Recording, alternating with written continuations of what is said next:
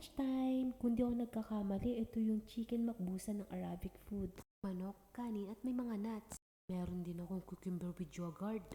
Sa pagkakalam ko, ang kubos, ito yung pambansang tinapay ng mga Arabo. Hindi sila pwedeng kumain na wala nito.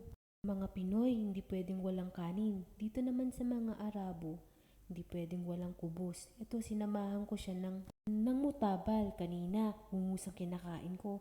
Ngayon naman, mutabal. Ang mutabal, pinaghalong tahina, saka humus, saka eggplant. Masustansya to. Kaya tara, subukan na natin to. Masyadong malaki tong tinapay ko. Nakakatuwa talaga. So, hahati-hatiin ko muna. Sinamahan ko rin ng tea with milk. Dito ako sa Middle East, kailangan ko malaman kung ano yung mga pagkain nila. Mas trip kong kainin tong kubos with mutabal. Yum yum! Sa uulitin.